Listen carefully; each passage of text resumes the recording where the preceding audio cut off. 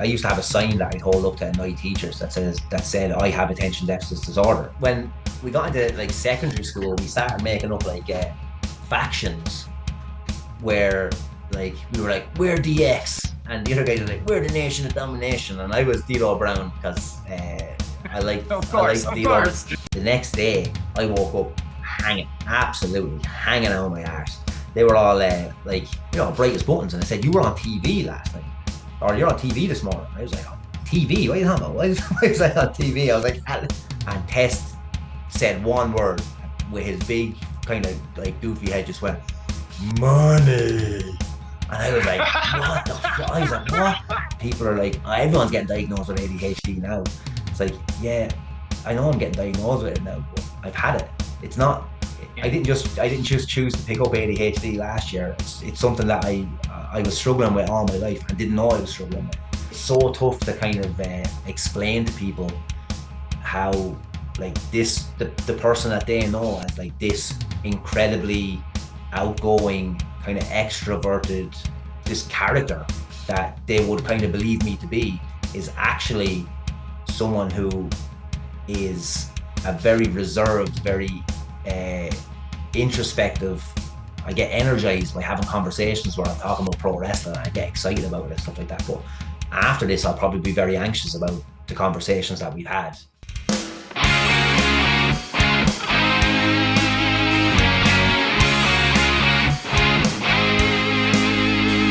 Hello, my friends. We meet again.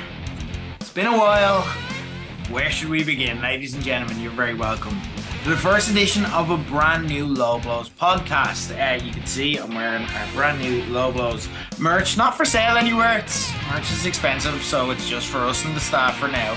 We're here on Ring Psychology on a brand new Low Blows podcast. I'm going to be changing things up, and I thank you if you've joined us from you were an old school Low Blows listener all the way back in the day, or if you're a newer listener and you just heard about us, or you've come to the parties and you're like, I'll give this a try. Really appreciate you checking us out. On Ring Psychology, and what's the kind of mission statement of the show? We're going to look to chat to the people in wrestling, but instead of the usual kind of wrestling interview, I'm going to change things up a little bit, because there's a reason I've never done an interview podcast before. Essentially, like, a lot of them are very similar, a lot of them are samey, and I didn't want to do something that like everyone else was doing, or you could hear it done better. Like, I'm probably not gonna have, at least at the start, who knows where this could go, but I'm probably not going to have like, John Cena or Cody Rhodes on this podcast. And I'm not going to have the A-listers. So that's not something I'm looking to compete with. So if I was going to do something, it'd have to be because I believed I could do something that you wouldn't hear elsewhere. One thing is, a lot of people might not know about me is that in my day job, I am a trained performance coach. So essentially what that means is that I can talk to people, get them to reflect on themselves in a way that kind of makes them walk away from a conversation kind of feeling positive about themselves, kind of like appreciate themselves a lot more. Some people will describe the kind of coaching that I give as almost therapeutic at times. It's not unheard of for people to kind of have a moment in those sessions. And I've always kind of wondered, being so interested in podcasting, as I've been doing it since before most people knew what a podcast was. 2008 was the first podcast I ever launched. I always thought that'd be a really interesting side to kind of show on it. And what better way to kind of do that than with the biggest oversharers that you can find in professional wrestlers. They literally will strip down to their underwear and get out there for the purpose of entertaining people. They give everything to everything that they do, and the world, and like, that in itself is fascinating. The question of, why do they do that? What is it that compels like an otherwise normal person living a normal life? And a lot of the early guests particular we're going to have on will be friends of mine. They'll be based in Ireland specifically. So what makes a normal person growing up in Tala or Kilkenny or Leitrim go, that's the world for me? It's a major life choice. It's a major commitment. It is a major growth spurt for a lot of people. I've seen people walk into wrestling gyms completely like don't want to look people in the eye and walk out like jacked, confident motherfuckers who can control any room. How does that transition happen? What is it that causes them to want that? And it's going to be a bit of a different interview in terms of how it is. I'm not going to ask the typical wrestling questions of what's your favorite match, like if you could wrestle, like who's on your list to wrestle, like now that you've left this company or that company. It's not about that. I'm going to ask really open questions. So I'm not doing prep for these interviews. I'll obviously have a knowledge of the person that I'm speaking to, and if it's friends of mine, then I'll kind of know the beats and the stories of their career and lives and so on. But essentially, like I could talk to the same person, and I won't be doing this, like, although we might do multiple part interviews, but I could talk to the same person like the next week and have a completely different interview because essentially I'm just going to ask them an open question and they're going to take it wherever they want, and I'll just steer them into wherever they want to go. I may also challenge them at times. I may also ask more direct questions that they may not be used to hearing in interviews, and they may not be ready for that. But again, the goal of this isn't to be confrontational. I don't want to be a shock jock here. I want people to walk away from this having enjoyed it and got value out of it if they're giving me their time to be interviewed on this show. I call my coaching sessions a brain workout. It's a chance for you to kind of engage in thought patterns or reflections that you wouldn't often get a chance to do. It's a chance to pause and actually look at yourself and look back at kind of things that you've done and kind of appreciate who you are and what the work you put into it and the whys behind what you're doing in order to give you kind of, in a work sense, it's to give you kind of clarity and focus on what you want to do or what you need to do. So I'm not looking for any dirt here. I'm not looking for any scandal here. It's not about clickbait or headlines. We'll naturally get to fun and interesting stories as we go out because wrestlers are by virtue storytellers. That's who they are. They can all speak and they wouldn't be doing a podcast if they couldn't feel that they could. But this is a wrestler friendly interview space, not designed to get those kind of clickbaity headlines. And on that note as well, like I'm not looking to kind of get them to, I'm using the words kind of, therapy, but about wrestling to kind of as the elevator pitch for this show. But having said that, I'm not looking them to give me all the dirt on their personal life or anything like that, or overshare in a way they're not comfortable doing. So I'm going to set boundaries with all the guests beforehand and say, look, if there's something you don't want to discuss that we tip into it, you can just say, I don't want to discuss it, and I'll redirect them as well. So I'm not putting anyone under pressure to speak about something they don't want to speak about. Like I said, this should be a positive experience that they walk away from glad that they had. There was only one person that I wanted as the first guest. There was a person that I said, it needs to be this person. Like, I've never done this type of show before. And it's Justy. It's Justy, an old pal of mine. Obviously worked for Low Blows for years. I executive produced his old podcast, the Spandex Pantomime. So we've had conversations like this, and I knew that Justy was the right person to kind of see how this style of interview went, and that no matter what, it'd be entertaining for you guys, even if the show and concept just didn't work, which I'm obviously hoping it does. I've done the interview. I'm just coming off it now as I record this, and I loved every second of it. It's a side of Justy, and maybe you don't get to see that often. It's a more kind of thoughtful, kind of calmer, but he's still Justy. He's still like kind of ripping the piss, having the crack. He's still hilarious. But it's a side that, again, you may not get to see otherwise. Justy, for anyone who doesn't know, their Irish wrestling is, if there is an Irish Wrestling Hall of Fame one day, Justy's going to be in it. He is someone who will often say that like he gets negativity and stuff like that as well. But I push back at it, and I push back on this in this interview where he's actually someone who, for someone who's played a heel, a villain for most, if not all, of his career at some point, is universally beloved by people. People like Justy, they connect to him.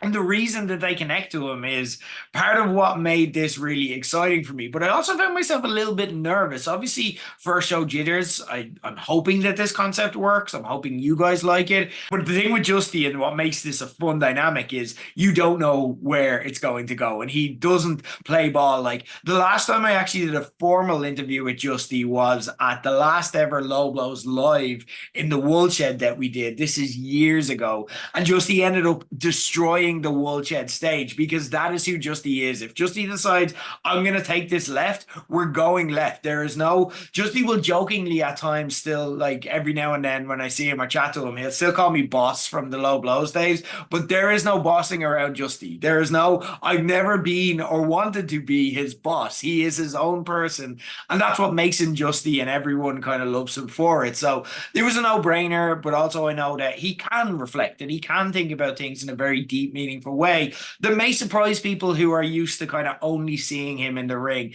Justy is going to be hosting a new podcast that also launched this week. Not wrestling related. It's something that's personal to him. I'll let him kind of explain what it is, and we'll give details away on how you can listen to that towards the end of the show. But it's called Hocus Pocus, Lack of Focus, and it debuts this Friday. Before we get to Justy, though, you may turn around, and I don't blame you if you do, and be a little bit cynical, and you're like, oh, look, Ger's back. Okay, there must be a fucking party to promote. He's wearing the Low Blows gear. He's all back in. He's taking this little break after WrestleMania, and now he's back. And okay, you're not that wrong. Okay, yes, there is a party coming up. Look, again, it's not completely coincidental. This is a passion project of mine and one that I take very seriously, but yes, we are timing it because SummerSlam is in a few weeks. Look, I've got a job to do, guys. That's literally what my job is. So don't hold it against me too much. We are in a few weeks on August Bank Holiday weekend, actually. We are, for the first time ever, because WWE are doing this for the first time ever, hosting a full weekend party for WWE SummerSlam. You can get tickets either to individual nights or you can get tickets to both nights, available now on eventbrite.ie. For both nights, you can watch WWE SummerSlam live and in full in the best atmosphere in the world to watch the wrestling in the Woolshed at a Low Blows night. Guys, if you haven't come back, WrestleMania was absolutely hopping. I saw a lot of people turn around afterwards, and look, I get that the likes of John Cena and Cody Rhodes wasn't the match people were expecting, but this is the difference with going to a Low Blows night. I saw a lot of people afterwards turn around going, oh, WrestleMania wasn't that good, blah, blah, blah, blah. No one was saying that leaving our nights. You will have an amazing night regardless. We're going to have pre-show entertainment from around 8 or 9. We're still waiting on WWE to confirm the start times. We're going to have different themes for Saturday and Sunday, so we're going to have some summer-related themes and some old Low Blows favorites. We're going to have food and drink until late as well while you watch it. We're going to have crack. We're going to get you amped up for the show, and then you're going to have a few drinks, sit back and watch it in an amazing atmosphere in Woolshed. It is going to be great. Tickets on sale now, eventbrite.ie. There are still limited table bookings left. Again, you can buy individual nights or you can buy both nights, but that is that. Usually on this show as well, what we're going to do is at the start, we're going to talk through a wrestling hot topic. But you know what? I'm not going to make you wait any longer. You're here to listen to the interview. You're here to check in on Justy, see how he's getting on. It's been a while. He's been out injured for a while. And if you follow him on Instagram, you'll know that he's had a very interesting past couple of years as well. And he speaks about that. He speaks about kind of stuff like his ADHD diagnosis that he received as well and how that impacts him in his life. And if you, like me, are kind of having some realizations over the past few years about yourselves. Look how quickly my hands are moving. This is connected. But if you're having some realizations about yourselves, it's really good to hear someone else kind of talk about it so openly, who's kind of gone down that route and kind of knows it in themselves. And Justy, as always, will speak very openly and honestly. You get some fun stories from his career. You also get some just reflecting on his career as well. And he kind of speaks about how he might be he's probably closer to the end than he'd probably like to think about. So he does some reflection on that, and we do talk about that as well. It's a really, really interesting interview. Justy is one of my favorite people to talk to altogether. I wish I did it more, but this, like, again, wrestling wrestling, the world, life will make you sometimes, not get to talk to people as much or not check in where maybe you should. But Justy it was a delight to be able to talk to Justy again. He's a good guy.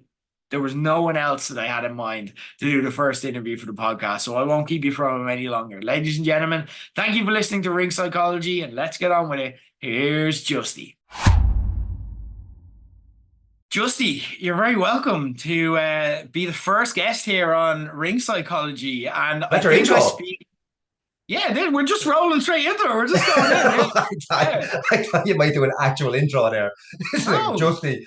No, I've given you an intro before. Do you want me to say nice things? No, you're all right. Do whatever you're Irish Wrestling Hall of Famer, Justy, formerly known as Justin Shape, Justin France, Justin everything you can think of. No, Justy, you're very welcome. Thank you for joining Ring Psychology. I think I asked, I want to just, and yeah, we are just crashing in. It's the first show, man. Like, I don't know what I'm doing.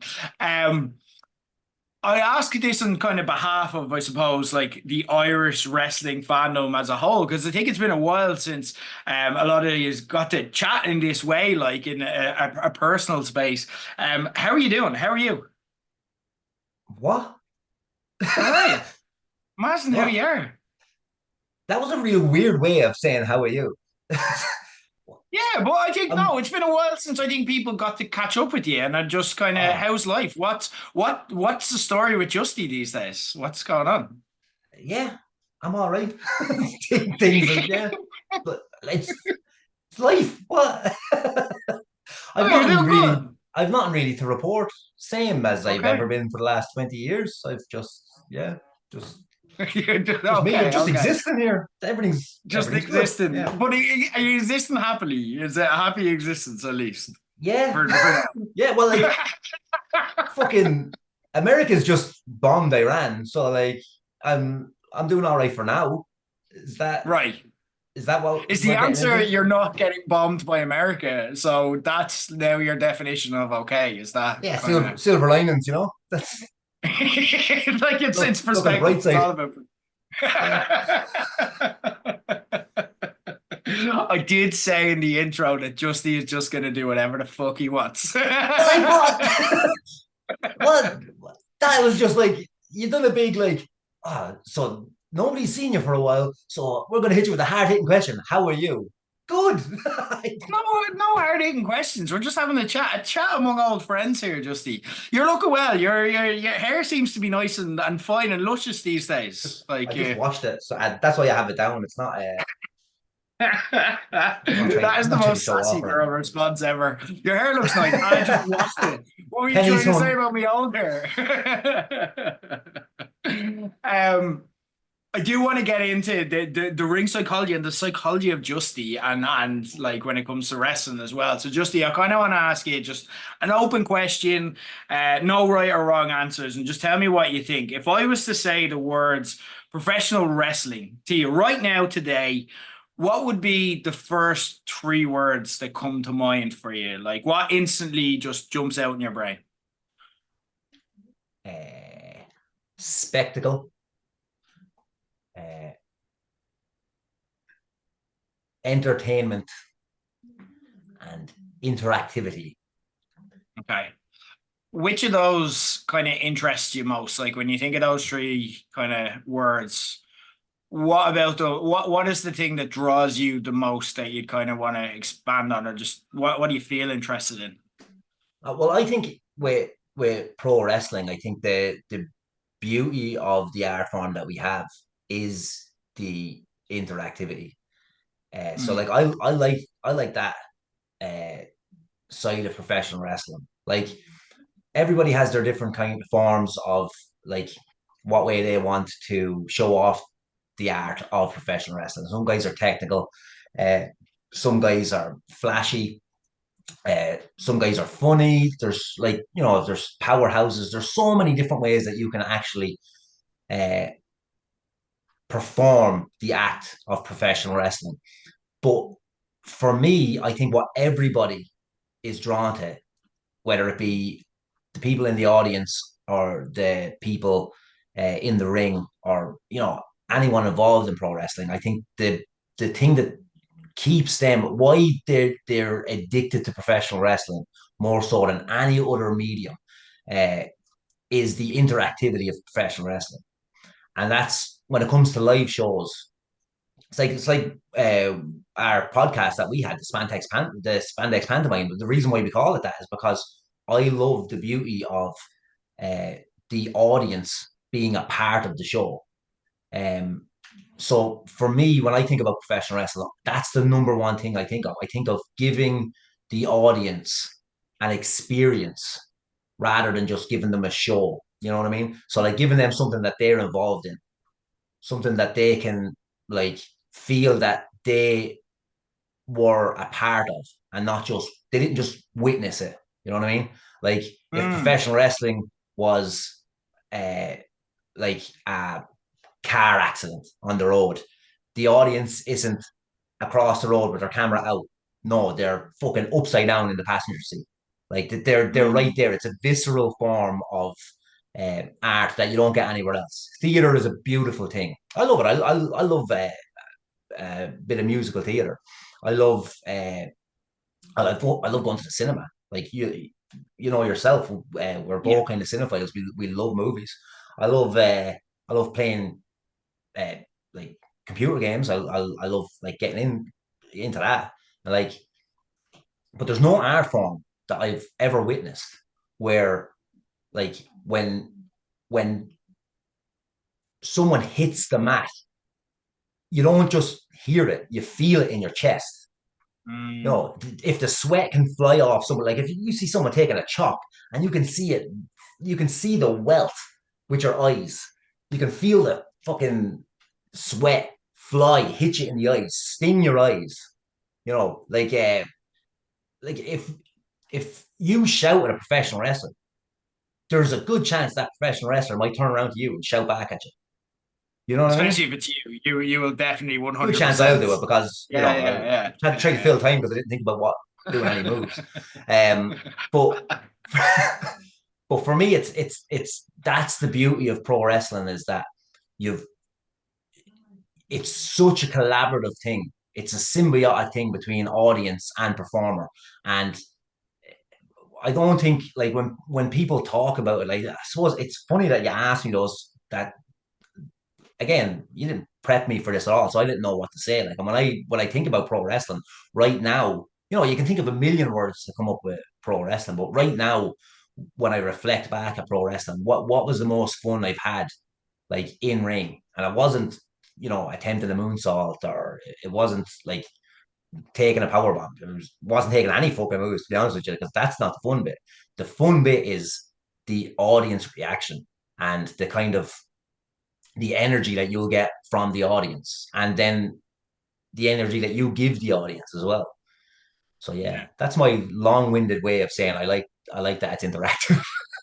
No, no, that's kind of what I want, and like I think I want to hear about the whys of this, and like when you think back to kind of was it you were a child when you got into wrestling, was it, and like you were very young, Is or this the how did you get into wrestling question coming no, from a no, different it's more angle? so like, was that the pull? Was that the thing? Was it watching that? Like, was I imagine if that's the thing that pulled you now, was that the thing that pulled you in to begin with in terms of were you on a No, live show or was it like yeah, just the TV or what was it? I will say that I think that the lure of professional wrestling. Let's use another metaphor. All right, Yeah. we're fishing. I'm a dumb fish.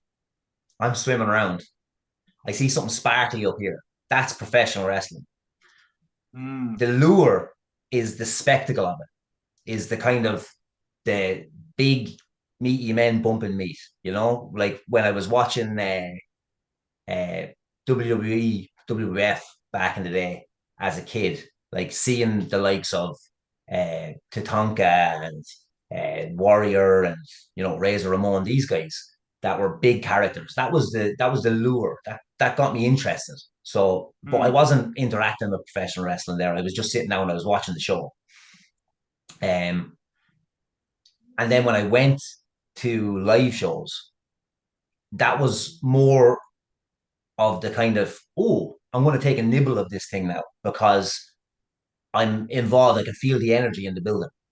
But the thing that got me hooked was the first time I walked through a curtain. Like Okay. I was, I didn't realize the kind of the relationship you would have with an audience until I was kind of in it, if you get me. Because You'd never done plays here or anything like that. That was your first time in front of people performing, was it? When you stepped out? yeah, like I would have done like plays in school and stuff like that. And I was Plays, always yeah, like a yeah. little bit of a performer because like, riddled You're with you. ADHD apparently. And That's not what I said. I said you're you. I'm not yeah. special. But apparently that's I can say it now. Doctors have proven it. But so I would have been like a performer, and even um like I'm a big lover of stand-up comedy as well. Like so that was when I was a kid, that was one of my things as well. So like I would have been drawn to that kind of performance where like when you do something, you get that instant reaction. So like you tell a joke and people laugh straight away, and I'd be that kind of person that would be kind of fueled by um reaction. So like I would be the guy like in the pub that would be telling stories and telling jokes and that kind of stuff, like and getting people to kind of egg me on and that kind of thing. So uh, so I've always been kind of drawn to that, but I've never you don't feel it on a visceral kind of level until you like lace up the boots, walk through that curtain, and then you feel, oh my, like what everything I do here is going to have a reaction from the audience if I'm good at it.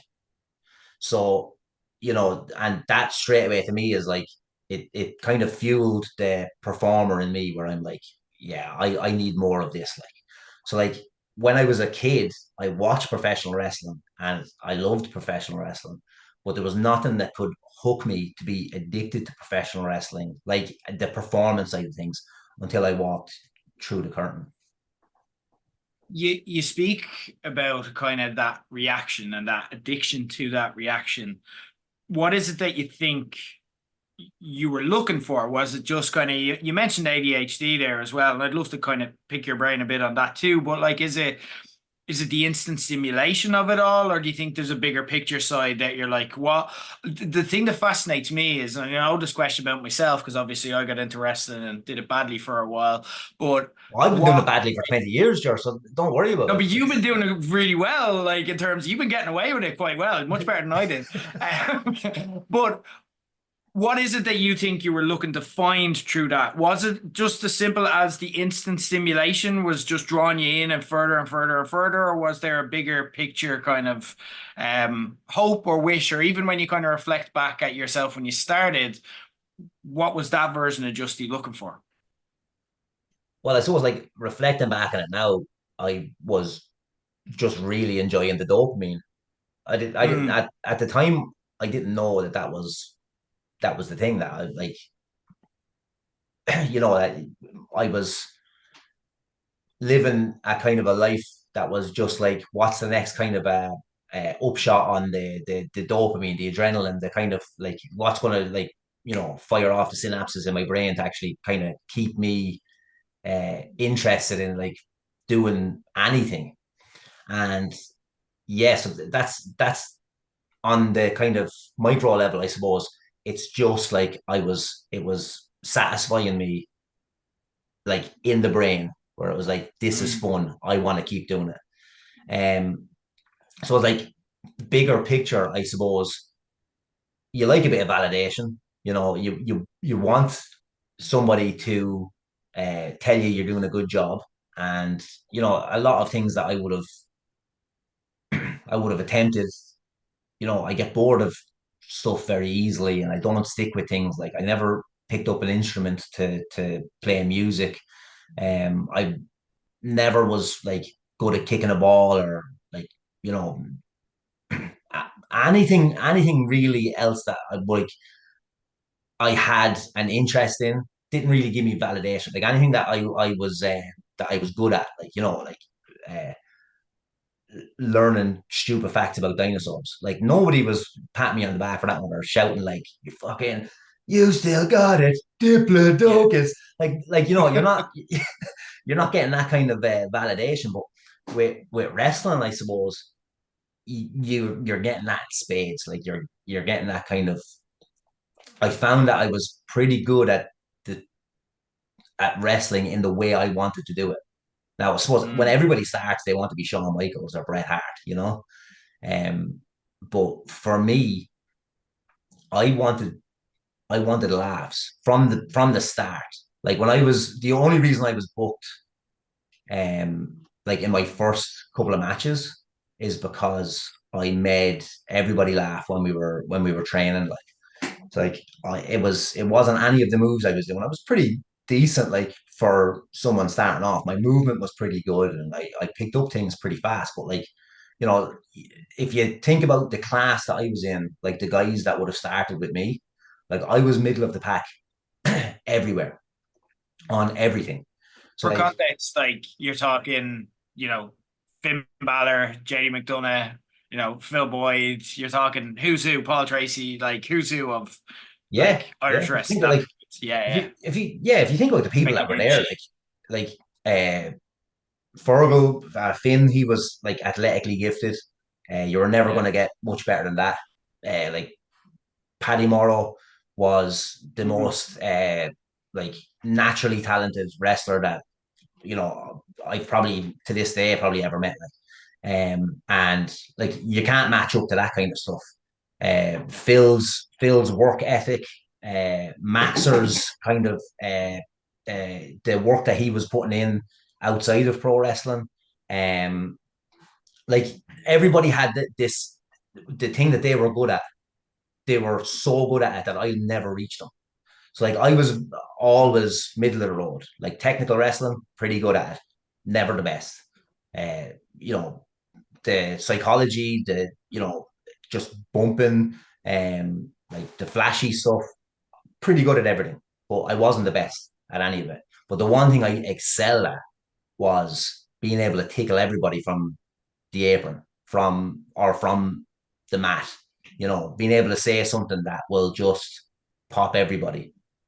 And it was kind of once I realized that I could actually get the reactions that way. Because I didn't walk into wrestling thinking that like comedy was the way I was going to get ahead in pro wrestling. Because when I was watching TV, there was funny stuff, but there was no one that was doing it on that scale. Because you're watching the WWF, and it's like your camera is 70 foot back, no one's interacting with the front row that I can see. The closest I would have seen that kind of stuff is on my uncles would have given me like VHS tapes of World of Sport, and then you kind of see people like Cat Weasel and Les Kellett and Mick McManus and Rollerball Rocco and guys that were like you could hear them cracking wise in the ring like.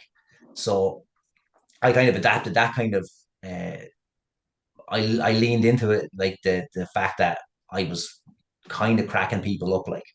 So Mm. I again not it happened first in training, and then I realized I could do it in the actual context of a show.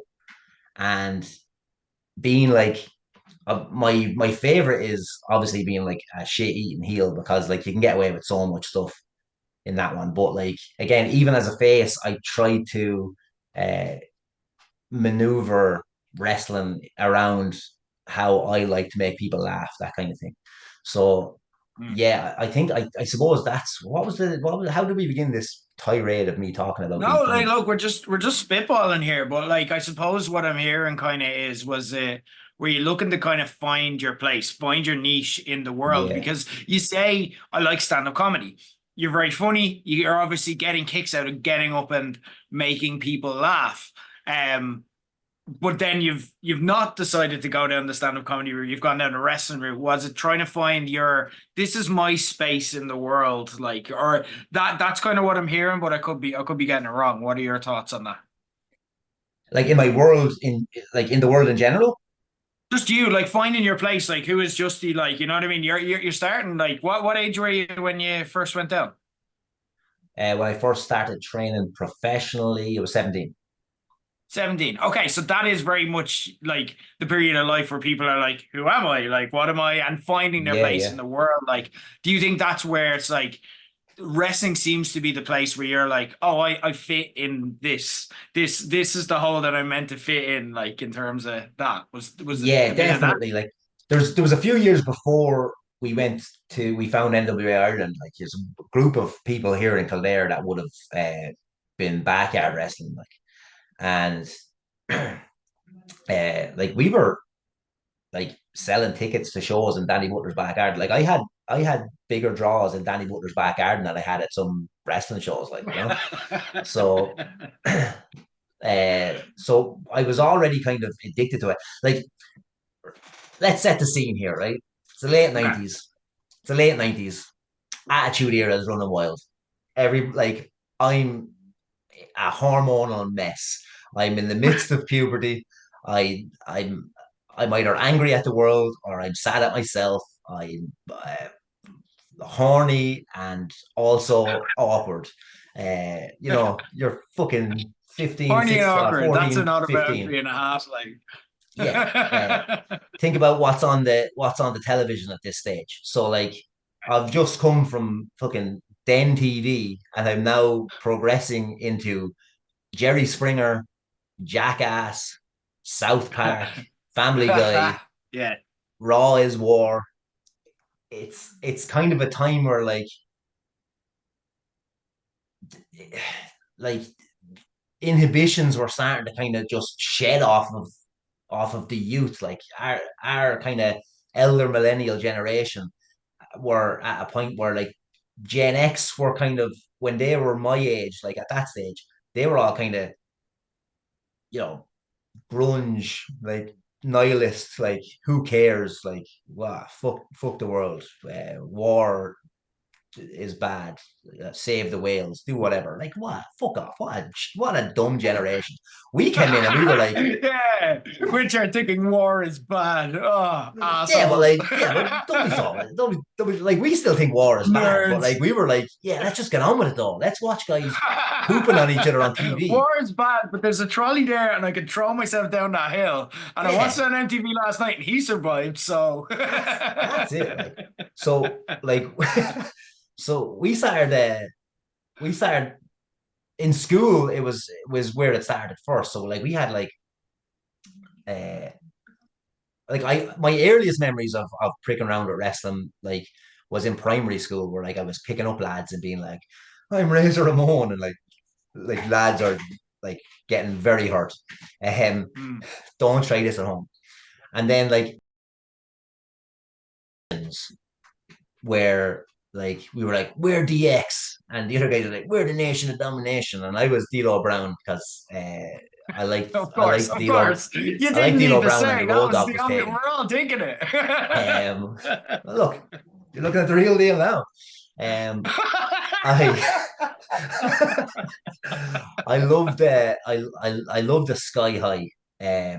So we had the Yes. crash mat, and like we were climbing up doing swanton bombs and frog splashes off like the monkey bars we had in school that we weren't allowed to use like in class, but like when the teachers weren't there. And so we smashed up some crash mats and stuff with that, and it was kind of like I was getting the adrenaline buzz from the actual art, like the actual like doing the mad actual side of wrestling, where it's like, yeah, but let's do it like it's a stunt, you know. And then we started building rings. We built rings in three different back gardens.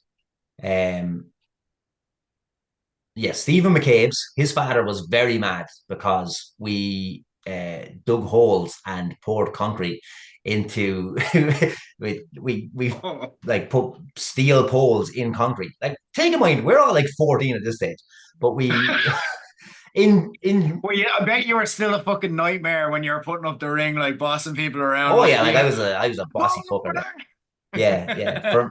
yeah, definitely. Like so, yeah, 100%. I was just always like, if stuff was being built, I was the one that was like, I'm in charge of this, and Yeah. no one ever did it to my specification, so I was always angry. That kind of that's been a growing like a theme that has been ongoing in my professional career.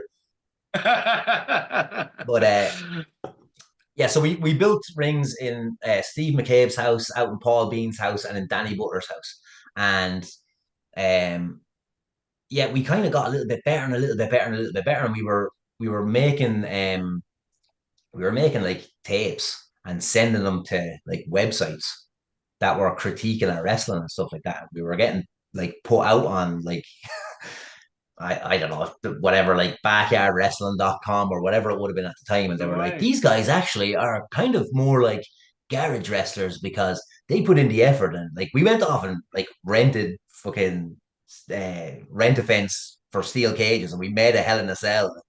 Danny Butler's next door neighbor had like he's a builder, so he had a lot of scaffolding. So I went and fucking made like a massive stage, like with two huge. Me and Paul Bean were guys that like could build. I went on to be a carpenter, so like we were able to build stuff like. But like we made two huge stages out of like scaffolding that was each side of an entrance, and like guys were like, who's getting power bombed off that? Like idiots. But yeah, like so there was kind of every aspect of professional wrestling was drawing me in at that stage. Like so, like I had performed before I went down and um, trained for NWA. Uh, Right. so like, but again, that was kind of it was obviously it was amateur, it was backyard wrestling, but like it felt like it wasn't real. Like the right, this isn't a real audience. This isn't a real ring. Even though like we went and got specs off the internet and built a 20-foot ring, and like I was writing scripts. I was a wrestler, I was a commentator, I was a script writer. I was just so enthralled by it all. Like I loved every aspect of it. So like I was when the opportunity came to actually go and do some professional training, I was actually a little bit daunted by it because I was so in control when I was doing the backyard stuff as like a 16, 17 year old that when I go to train to learn how to wrestle, that I was going to have to give up all that control and hand it over to some people who were going to have to tell me everything to do. And like I liked that aspect of it. That's what I was getting my dopamine from then. You know what I mean? That's it was the being the guy who was in charge and being the guy that was able to direct stuff. And so it was kind of tricky, but the thing that draws you in changes like all the time. So like when we got in and we started training, and you get in with this bunch of peers that are like so good, like and so dedicated. Like this again, like we say, like the NWA Ireland class that we came up with, like was like crazy talented. Like and the guys Yeah. were just, you know, a bunch of guys that really like a lot of guys went on to do really well, but like some guys that didn't go on to do well should have gone on to do well, you know. But when you're in there and you're you're training, like I often say, like the way we trained was like we'd look around and we'd see that guy's better than me. Like they were your best friends at that stage. Like we were all like brothers, like at one stage, because you know you're forged in fire, kind of like you know Yeah. we went through hell when we were training because we put ourselves into the position where that guy over there, I love him to bits, but I'll be better than that cunt. There's no way he's going to be better than me. So so when we were training, like it was we trained 6 hours on Sunday. And like the first few weeks that we were going down there, so we go down on a Sunday, and no one had a car as well. We were all too young, so like we were taking like buses and trains. Like so, it was either two buses and a train or two trains and a bus. You could pick either one, but either way, it was gonna be like a you were leaving your house at 7 o'clock in the morning and you were getting home at 11 o'clock at night, and that was because you were in love with professional wrestling. So we got in there, and for the first few weeks, we had to climb. It was in Brendan's in Bray, a school in Bray, and the ring was stored under a stage in like the PE hall, the auditorium. We climbed under there. We got everything out. Of course, I would volunteer to get under there anyways because I'm hands on. I'll be the one that gets under there. So you're in under there with a torch and you're pulling out bars. And for the first few weeks that we were down there, we got to drag that out, set up the ring, and then we weren't allowed in the ring. Got to bump on the mats. And then it made you want the ring so much, you know what I mean? So then I never went home on one of them Sundays saying, this is a load of bollocks. I'm not getting my money's worth out of this. There was the I want to graduate to the ring. I want to get there. So then the thing that was pulling me into professional wrestling then was like, or to training, was the want to get to a point. It was like, I want to be professional. So I want to earn getting into that ring. Like that was the kind of thing. When eventually we got into the ring, then it was like, what's next? What's next? What's next? And obviously, like you get to it, like, okay, I'm not the best at this, so I want to get to I'm not the best at doing this wrist lock reversal or whatever. So I'm going to be the best. I'm going to train until I get to be the best. Like, and for me, I was for most things in my life, and again, it's going back thinking about being late diagnosed with ADHD. You don't think about it at the time, but now I reflect on it. I look back. There's not many things in my life that I stuck with and wanted to work on because I get bored so easily with stuff. Like if I'm not the best at something, like that's why I didn't go into do stand up comedy, because the amount of times people are going to have to tell you're shit at what you do. That I was like, no, I couldn't do it. I couldn't deal with that. My soul couldn't handle that. But there was something with wrestling that was like, I want to get better at this. I think it was the camaraderie, but also it was the idea that I thought I could be good at it. And like the bits that I was good at, like I was always good with my movement, I was fairly good, with my bumping, I was fairly good. And I was like, that's a good, strong, like foundation. So I can obviously get better from here. So the training side of things, I was like, I'm now addicted to this. I was addicted to watching it on TV. I was addicted to building rings and writing scripts and commentating and all that kind of being in charge. And now I'm addicted to getting better and the want for to see what's next. Where am I going after this? And then the next step is when you obviously have that match and you're having an absolute existential fucking crisis in your mind just before you go through a curtain. You're having a fucking panic attack. You're fucking breathing into your hands. You're looking around going, why am I doing this to myself? And then you walk through a curtain, there's probably about 80 people in fucking Bray who are all just going, who the fuck is this lad? And you realize, oh, it's back. I'm in charge for this next fucking whatever. 15 minutes. I say 15 minutes. Me and Danny probably went 40 minutes every time we had a match when we were starting off. But I'm in charge here. And when I realized I was molding the audience into doing what I wanted them to do, reacting to what I want. Or if they didn't, I was able to react to what they were doing. And that's what really fucking, I was like, oh, right now, this is what's got me hooked. So like, I think it kind of evolves through different parts of professional wrestling. Again, from watching it on TV to kind of the dream about it to the actual physical doing it. And then or physically training to get there. And then finally, when you get to do it and you realize, holy fuck, like this is the business. This really is what I fucking want to do with my life. What I fucking love. Like, Is it like it's interesting that you describe it as a series of addictions, in that you're addicted to this and you're watching it and then like doing it in the backyard and then training and then matches. Do you feel that like that's what 22 years ago now, if I'm right in saying? um, yeah, pushing 23, I think. Yeah. 23, yeah. So like yeah, geez, it would be, yeah. So like that, do you feel that's just what it was? It was just the next step and the next progression and just wanting to kind of perfect the art, so to speak? Or do you feel that there were other things that then motivated you at different stages throughout? And if there were other things, what do you think of like as your priorities changed? Or was it just like literally the next step, the next step, the next step, and just It's like this gateway addiction is just unlocking the next addiction and so on and so on? yeah, it's funny because like again, like we say, like wrestling is so like multifaceted and so kind of like it's a choose your own adventure really when it comes to Yeah, what way you want to progress through it. Like it's like it's not really like a ladder where you're like, what's my next step to yeah. get there? It's like just snakes and ladders. You can go up this one and down that one, and you can like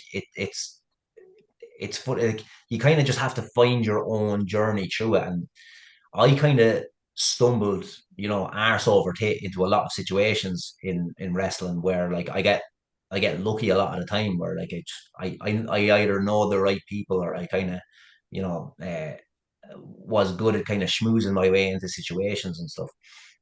So like for me, it wasn't like right. I've got this done.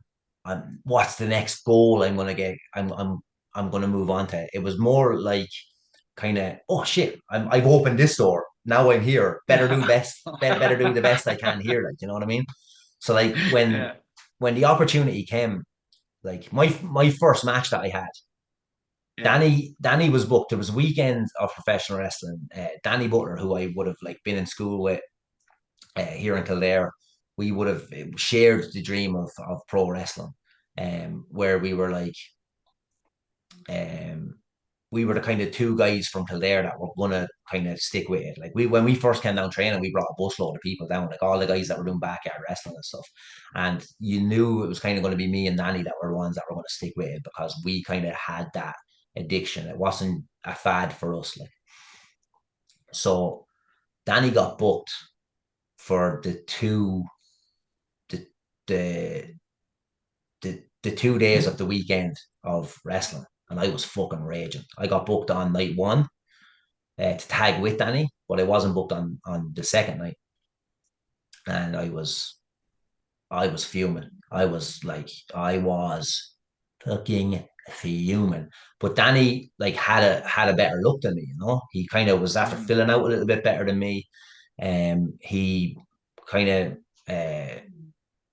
just looked a little bit more like a wrestler. He came out. Mm. He had a singlet that was like Rhino's something like Rhino singlet. He kind of had a bit of a Rhino look to him. But again, he looked bigger than me, but by no means was he big. I was just very small, and I I can't kind of even had a Chris imagine. Jericho look going on. I loved a bit of like the guys that I was kind of loving at the time was like Jericho and X Pac and you know like light heavyweights like. And Mm. so I went for that kind of look, and my gear was like black and yellow with uh, uh, a singlet, but long tights with the singlet, something like Christian would wear. Like I was pretty much just emulating all my favorites at the time. So I kind of looked a little bit scrawnier, a little weaselier, and reflecting back on it, like I booked Danny for the 2 days as well, and I think twice about booking me. But I that lit a kind of a bit of a fire underneath me on that one, and I said, "Fuck this! I'm stealing this show. Like this show is mine. It's coming home in my back pocket. Like." So I went out and I just eat it up. Like that wasn't even probably a thing at the time, but I went out and I've got a philosophy in wrestling that uh, if you're the loudest person in the room, you know what I mean? Like you ever have an argument with someone and they just start getting loud and loud and loud, and you're like, "Fuck this lad, I'm I'm I've got a point to say." So then you get loud and loud and loud. And then Yeah. by the end of the two, you're screaming at one another because you didn't want to give up that volume. You didn't want to give up that bit of volume. Well, my philosophy is in professional wrestling is if you're the loudest person in the room and there's 150 people in that room, those 150 people are going to want you to be quieter than them so that you can hear them telling you you're a bollocks. Right. So that's it's easy. Like when people ask me like what's the one thing that I can tell somebody or that I can give somebody professional wrestling, I always say volume. Just go out and fucking just pump your volume up. You want a loud audience, be a loud wrestler. So that's the way I went out with it then. I didn't know it was my philosophy at the time. I was just shouting at people. But I went out and I absolutely, just put my heart and soul into getting the kind of reactions off of people, being that funny shit eating heel. And I remember the next day I showed up, I had no gear, I was ready to put the ring up and the whole lot, and Fergal came to me and was like, "Do you bring gear today?" I was like, "No, I'm not booked." And he goes, "You always bring your gear." I was like, "Okay, that's a lesson learned." So I went and I scraped, got loans of gear here, there, and kind of cobbled together. I had proper professional gear, but I left it at home, so I cobbled together some kind of makeshift gear. Um, and I tagged with Danny that second night as well. And again, just absolutely just went all the way up to 11 and never looked back. Then I was never left off a show that I was available for after that. Like, so I kind of like, when you say like, was I looking for the next thing? I think it was, there was never any kind of clear goal of where I was going. But if you put an obstacle in front of me like that, I didn't get booked that time. And I said, I'm getting Mm, fucking booked. That's it. yeah. There's no two ways about it. Now I didn't think I was going to get booked on the second night, but my idea was I'm going to make them regret leaving me off the show because I'm going to be the most entertaining thing on the show. Now, was I the most entertaining thing on the show? I don't know. It depends on what you like about professional wrestling. But for me, I was the loudest thing on the show, and that's what got the reactions. You get me? Yeah. So again, it's that And kind of thing where even I suppose, like what you're saying there is like, do I find it that there's like, am I trying to get to the next level, to a point?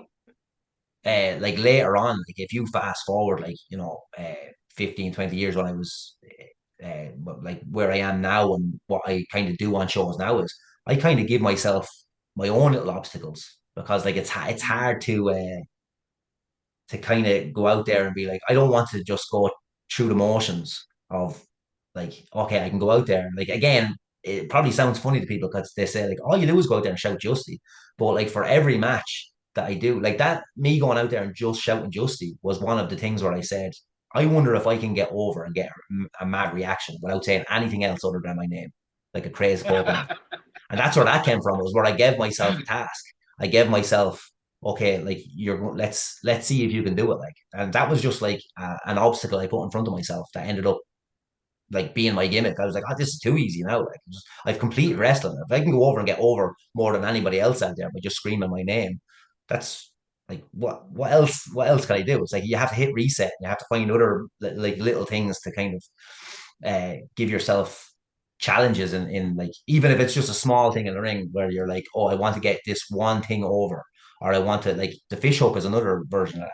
Whereas like, I want to get a move over where I'm not allowed to use it. Like, I want a finisher where it's illegal to use the finisher. I want to be famous for a maneuver that I'm not allowed to use. And I got it over. Like, you know what I mean? Like, so it's, again, it's, you you you only get better through adversity. You know what I mean? Like animals only Mm, evolve because of the challenges ahead of them. Otherwise, they'd stagnate and they'd stay the same. Like, you know what I mean? Like, rabbits only got fast because dogs got fast. You know what I mean? Like, they in their environment, they have to get better. They have to evolve, and that's the same with wrestling, I think, or same with any kind of anything that you're doing, any art form or any kind of hobby or any kind of work practice that people are involved in. If they're not evolving and getting better, then they're just stagnating, and it's pointless to be there. So that's what I loved about wrestling, is that it gives you such an open field to, like, either fucking shoot for the stars or shoot yourself in the foot. You've got like you've got challenges that are already there, and by the time you kind of come over any obstacle that you have, you can create your own obstacles if you know if you're mm. stupid and you're me. What's your obstacle today? Like, what do you look at today and go? Because I know, like, and again, I know part of that is circumstantial because you've recently, like, you had a serious injury that kept you from wrestling for a while, but you also wrestle less today. Do you feel that that's down to, do you have something that you're thinking right now that you're like, this is, and you don't have to tell us, like, if it's something that you'd rather us experience through the shows and watching you, but like, what do you focusing on now at the moment that you're like, this is my current thing that I'm trying to do, or this is the thing that kind of I'm aiming for in the show, the little hill I'm trying to climb over? Yeah, it's funny now because like as you said, like I've been dealing with injury and I'm kind of still dealing with injury. So Mm. I'm slowly kind of just trying to get back into it. But it's if it's kind of baby steps right now. So like I haven't put myself out there to say that I'm gonna be working for all show. Like right Yeah. now I've only really been working for NLW shows.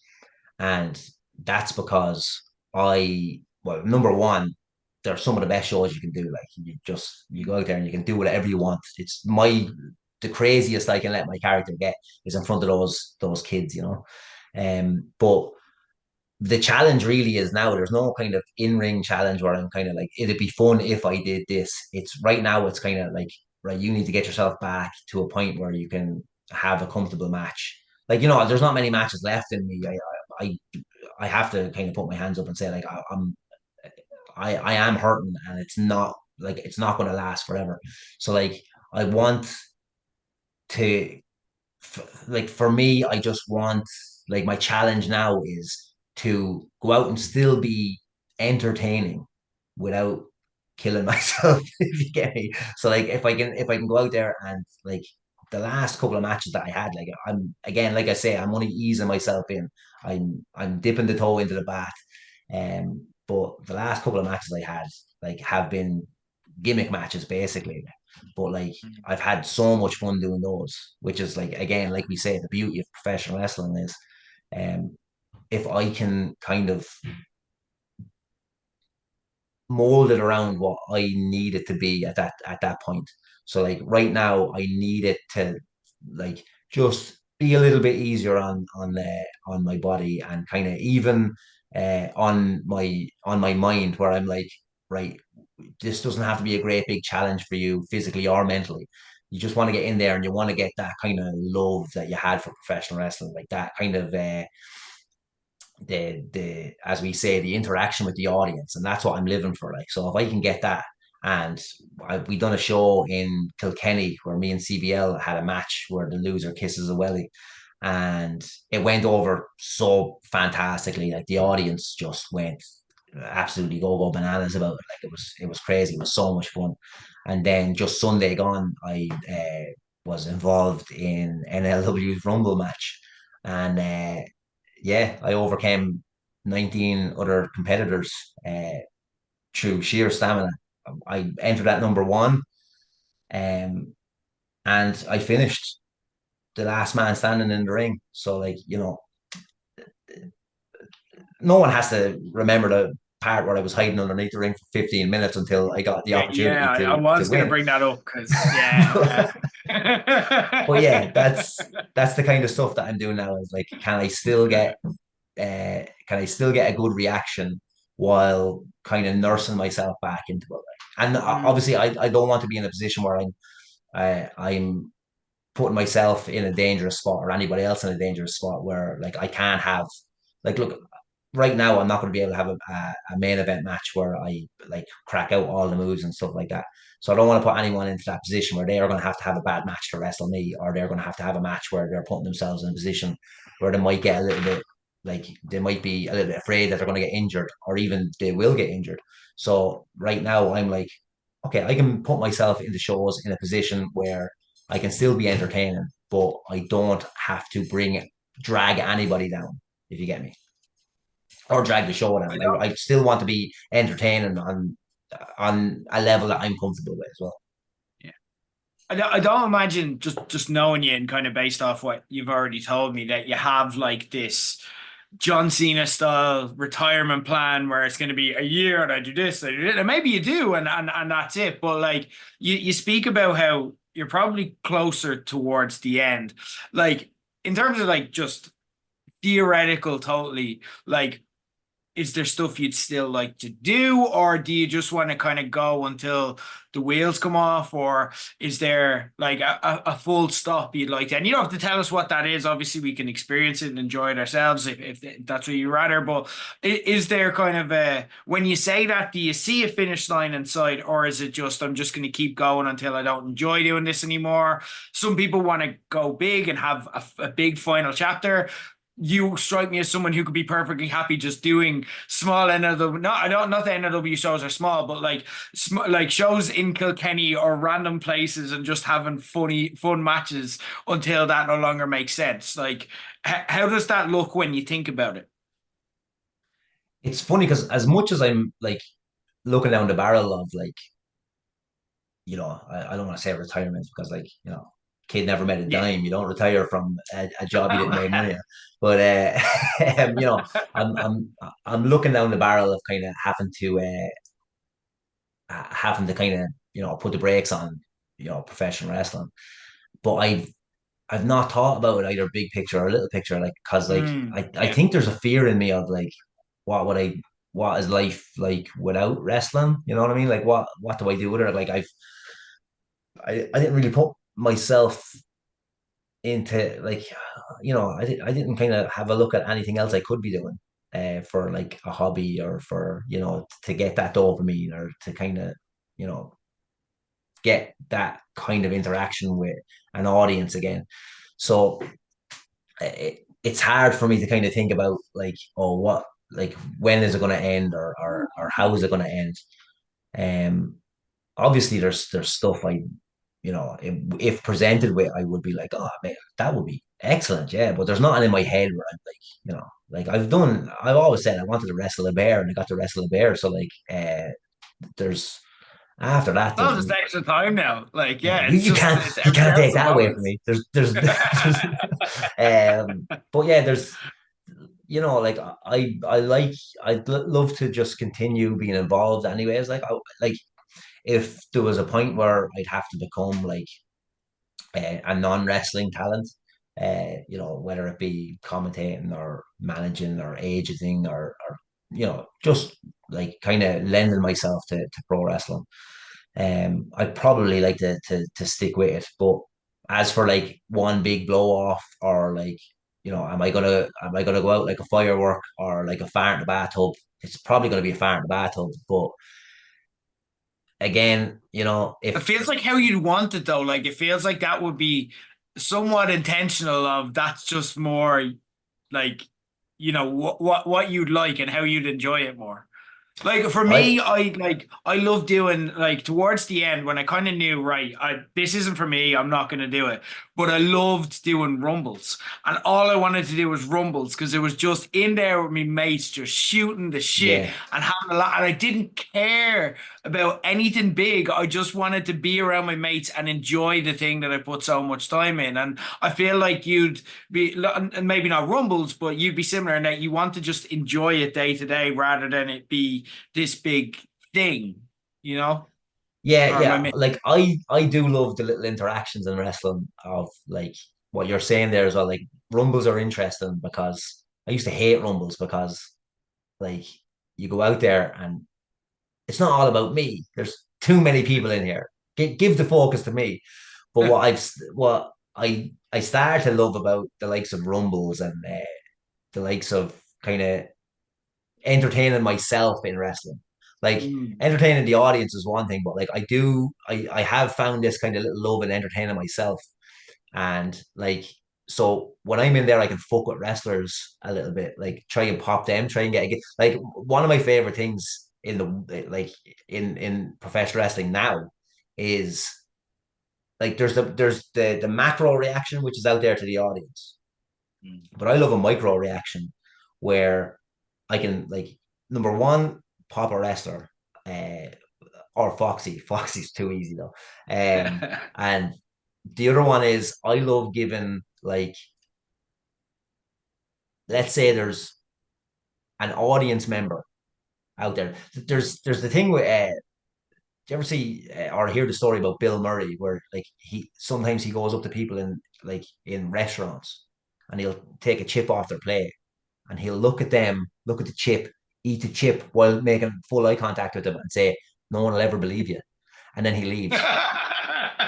I love giving, I love giving like a single audience member an interaction that's just for them. Like I love a little thing like that where I'll just pop that, like there you go, put that in your pocket. That's yours to take home. The rest of the audience don't get that one. But because you were the person that was here right now, you get this little joke that I made, or this little interaction, this little kind of action, whatever it was. Like that's the What's your kind of, favorite of them? What's the one that you think of most when you think of those little moments? I don't know, because again, like I there's so many of them like that like, and they're on the it's on the fly, like it's the Yeah. improvisation that like I love thinking of myself as like I'm definitely gonna fucking you know get dementia or something in my life. I know it's a horrible thing to think about, but like, but because I pride myself on my quick wit, that's the way it's going. Yeah, I'm gonna fucking Mm. my mind's gonna deteriorate so fast. But probably like the CTE probably Dark. doesn't help. I But was like, tell me a funny prank you made, and you're like, I'm dark. going to die of dementia. I know we're like doing like therapy for wrestling, but fuck me, you went That's there. yeah, that's where my mind goes, man. But but yeah, I do pride myself on being like quick witted, and I do. There's one that wasn't. It was supposed to be a micro interaction, but it kind of became a macro because it got onto Botchamania, and it was one where Rene Dupree was getting into the ring, and I was getting into the ring behind him. But his big, stupid, long Canadian French fucking leg came up and socked me right. Gave me just an up, boom, and I took a spill. Didn't mean to. That was it. He kicked me off the fucking like I was holding onto the rope, and he kicked me off the rope, and I took a spill. And as I got up, I went pourquoi, it, it, which is why in French, if anybody isn't a polyglot, Yeah. and it was just one of those things that got like a real giggle off just the audience that was just there. But what had happened was like they obviously filmed it, and then it went into it went onto the VOD, and then got put onto Botchamania. Again, it's not going to be any Japanese table or anything like that, so it's not like a massive, like didn't go viral or anything like that. But for me, it was one of those things that those like five audience members hearing me shout "why" in French to a French Canadian guy who kicked me off the ropes just kind of tickled me. Like I was like, that was, I went home with my dopamine levels high because I made a really funny joke in the moment. But yeah, like I even love like it. so like Sunday, I was underneath the ring, and Foxy was standing ringside, so I undone both his shoelaces at different parts, and he just would not stand still enough for me to tie his laces together. But I almost had them. But yeah, that's the kind of stuff that I love, like just entertaining myself. I like And that NLW and seems to Nace is be probably one of like, my favorite shows because it's a theater show, and again, it's one of the things that I completely 180 on, because I used to hate theater shows because I love that 360 interaction of the audience. Like everybody gets something. But the thing I love about that is you've got a bunch of you've got the audience there, and I've got two different audience members to interact with. I've got the kids who are going to interact with you no matter what. Like I'm loud, I'm obnoxious, like they're going to give me all the abuse that they're going to give me. But I'm also a mammy and daddy wrestler, so like I love entertaining them on a different level. It's like sneaking the adult jokes into the cartoons. Like I want mammies and daddies to go home like with a little bit of something that the kids don't have as well.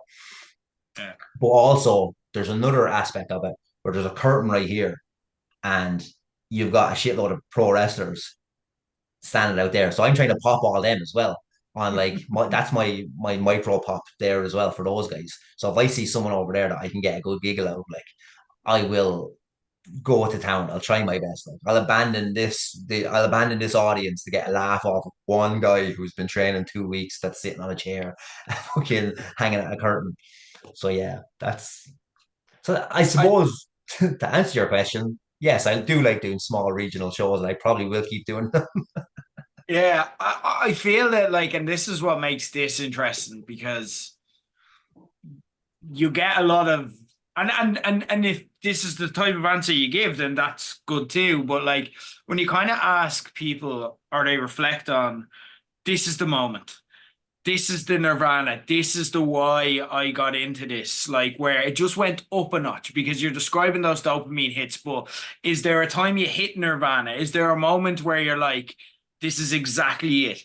And like again, while some people might be like, I'm sorry, I love you, WrestleMania this, blah, blah, blah, you'll be like, there was one kid and he farted and I heard him. You know what I mean? Yeah, But yeah, like yeah, yeah, yeah. it can be macro or micro, like in terms of like what is there a moment that when you think of that's why I got into doing it? And what is that moment?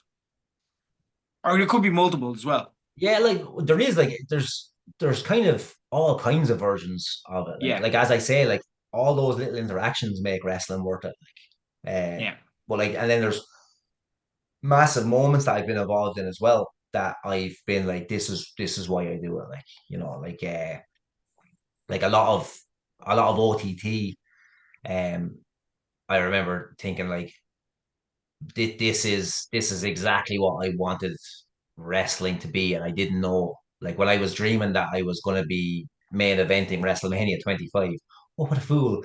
I was thinking about imagine like having that massive audience of 80,000 people or whatever they're going to shove into a stadium and they're all fucking looking at you. Or would I prefer, and this is where it changed, being in a sweatbox with an audience on top of you, able to hear Mm. you breathing heavy, wearing fucking uh, jocks up to your tits, and just getting the best reactions you can get at in the moment. It's you kind of I changed what I loved. I didn't change it. Like what I loved about professional wrestling kind of changed into like, I thought I would love this big grand scale. And don't get me wrong, it's not like I'm saying like that, and that's why I didn't go for the WWE. Like, of course, man, if I was able to fucking wrestle in fucking Madison Square Garden, I'd be fucking, now Take that contract. you wouldn't get the horn off me for fucking 2 weeks. But it's like, but like to the amount of work that I was ever going to put in, I think I got to a point where like I'm I'm so happy with the stuff that I got to do. Like I like getting booed out of an arena in France in front of 4,500 people was a big one. Mm. And it's all thanks to Thierry Henry, like that like a confluence of like uh of stuff that happens, just like incidents that happens, like you were in the right place at the right time. Like so, I suppose I can go through the Thierry story. I've probably done it a million times, like the likes of the pantomime and stuff like that. Like, but just to get you into like how things happen and where you get like a lot of guys work so hard in professional wrestling and they do so many sit-ups and they do so many push-ups and they fucking politic and they fucking spend their lives in the gym, they train and hone their craft and they travel and they fucking make uh you know kind of connections with people and they contact bookers. And I was in a pub in France when Thierry Henry handled the ball in Dublin, and uh, a French news team heard that there was a bunch of Irish fans in a pub, so they came to the pub, and we were like, again, not massive football fans, so like we were competing with all of these French guys who were all in allez la bleu, allez la bleu, and we were like, oh, we don't really have anything else except for that fucking Italian or Spanish one that we shout, and they'll probably be wondering why are you saying ole ole, and so we were like, oh, let's just come up with stuff. So like we were just singing songs but turning them into chants, like like the home and away team was our favorite one. Like you and me belong together. Oh. And But yeah, so they thought we were like big, like football fans and stuff. So like obviously word got out that we were in the pub, that there was like, obviously I forget what town we were in. It's funny because it was like one of the most pivotal moments of my life. But like in a town in France, it wasn't one of the bigger cities, but it was still a city. And was it Grenoble? No.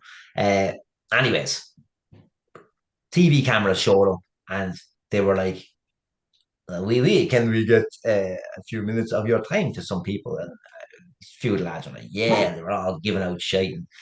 And like, Thierry Henry handled the ball. So anyone who doesn't know the story, like Thierry Henry handled the ball, passed the ball over the other Frenchman who nobody remembers, put the ball at the back of the net, knocked Ireland out of the World Cup qualifiers. We were almost there. We were going to be in the World Cup. Ireland was fucking had World Cup fever. We thought we were going to do it. They cheated and they won, and they got to go to the World Cup, and their fucking appearance in the World Cup was a disgrace, and it was karma, these Mhm. bastards. But anyways, Thierry Henry won't have a bad word said about him, good lad. He so he handled the ball. These guys came in, and now they had a story, because it wasn't just let's just record a bunch of Irish lads enjoying the match. Now it's, oh, let's see what these Irish lads have to say about France obviously cheating to win. Like all the playbacks came in, Thierry Henry physically and visibly handled that ball.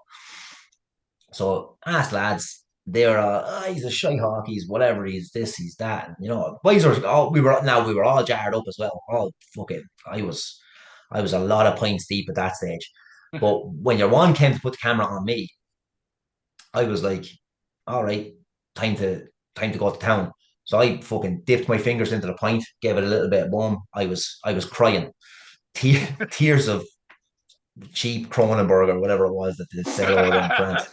And I basically just pulled a ranting promo while drunk on Thierry Henry, and I put over the wrestling show that was going to be on there the next day. So I told the people, I turned around, I was asking the lads, what's the name of the venue? The whole had to come with the name of the venue. I was like, I rattled it off. I said, like, and again, on this show, I was only doing manager for Porsche Perez. So I was doing ring crew, I was doing runner backstage and stuff like that. And I was doing a manager. So I go out and I maybe pull a promo if that was the case. Because yeah, I think I was pulling promos for Porsche, but like it was nice and short. There was nothing big about it. Um, but anyways, obviously they put me on TV, pulling this promo, put over the wrestling show. Um, the next day, I woke up hanging, absolutely hanging on my arse, talking to God on the big white telephone. Hadn't a clue what was going on. Came down to the hotel foyer, and some of the Yanks were up. They weren't drinking the night before. Professionals. They were all like, bright as buttons. And they said, you were on TV last night, or you're on TV this morning. I was like, oh, TV? What are you talking about? Why is I on TV? I was like, oh, I kind of remember something about there being a TV crew there. And turns out that they put me on the TV, and I put over the wrestling show, and I like challenged. I said, like, there's no, like, you know, any French man that wants to take me. I don't know if I challenged French people or what it was. I can't remember.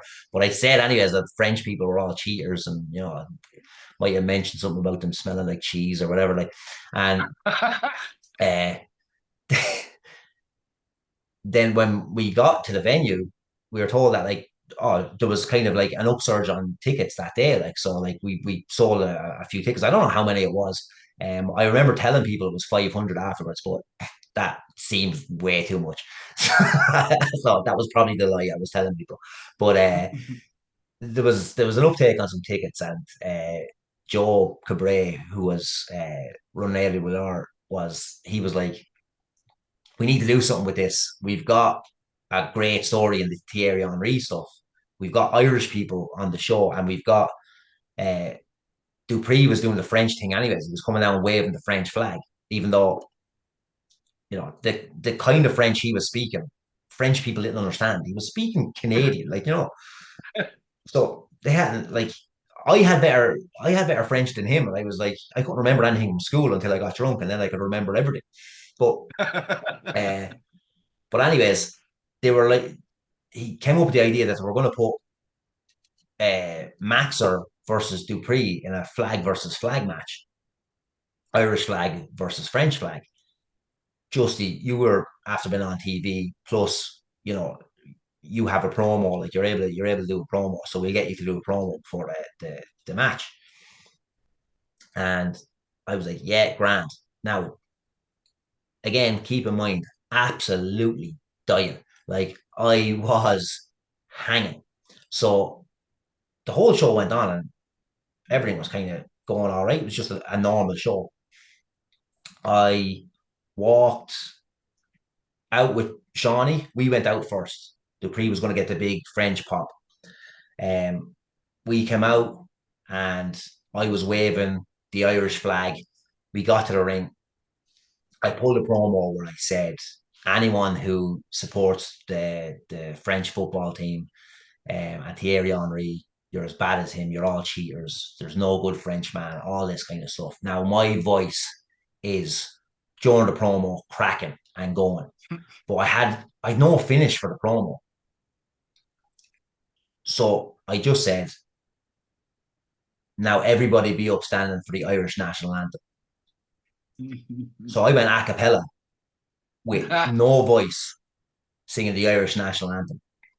And And you did the anthem, you didn't just do the home and away song again, no? no, I actually, The yeah, actual anthem.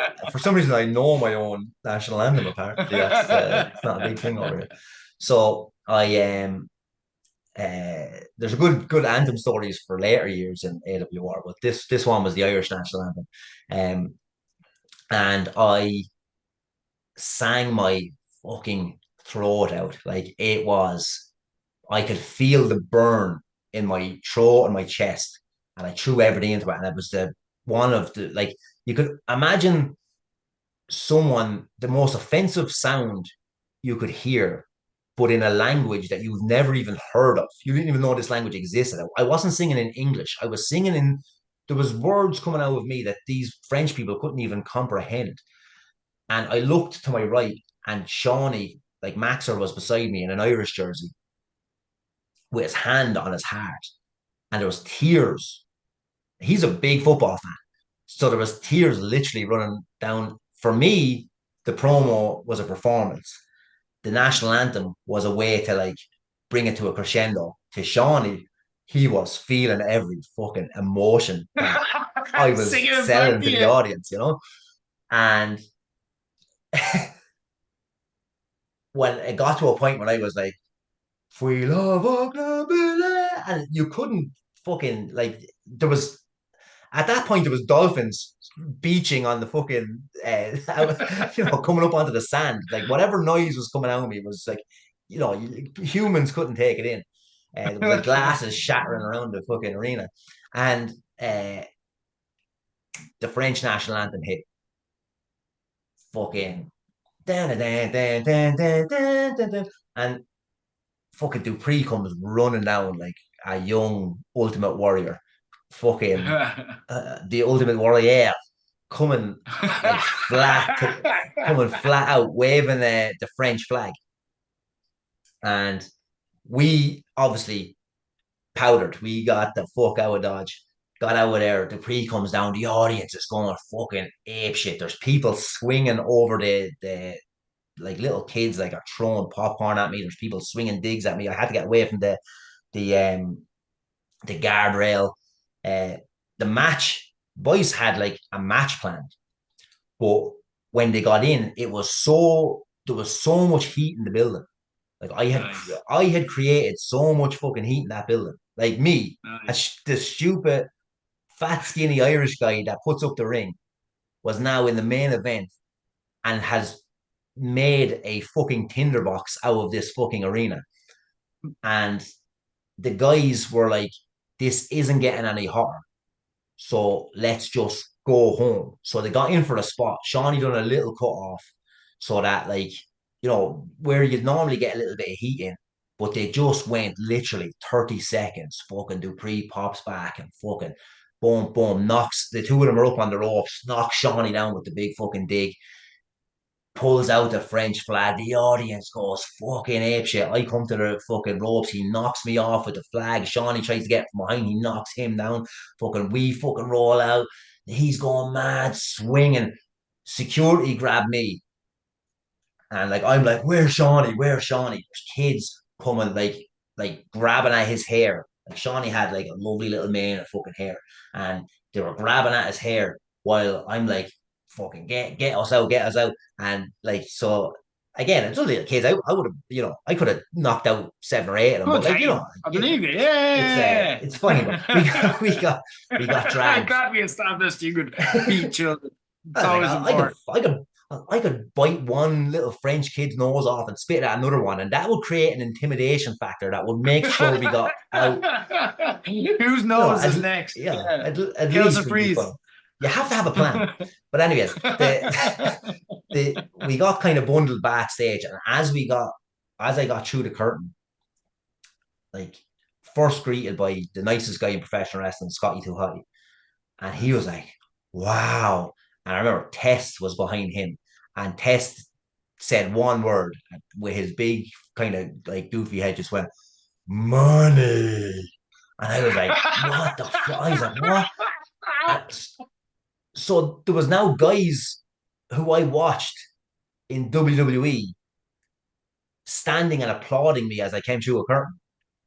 And I'm Nice. the dumbass who all I did was do a promo. You get me? So like Amazing. I didn't Amazing. go I didn't go out there and do a Hit a backman and bump. do power bombs. I just went out Hit a there and you bump. you gave me a microphone and I improv the fucking promo. And we created just magic there. Now, in fairness to Shawnee and Dupree and also to Joe Cabret, the vision of like coming up with something like that, like I can't walk out there and be like, oh man, you should have seen what I created. Like, but I was Mm. a pivotal point of a once in a lifetime kind of at something that you could, it's lightning in a jar. You'll never hold again. And like Mm. Thierry Henry handled the ball, and I almost created a riot. That's those two Nice. things. Like it went from there to there in a night. Yes. And as I got through the curtain, all those guys were there. And Scotty, you got to do that every night. And that was what happened every night from the tour. From then on, we got bumped up to main event.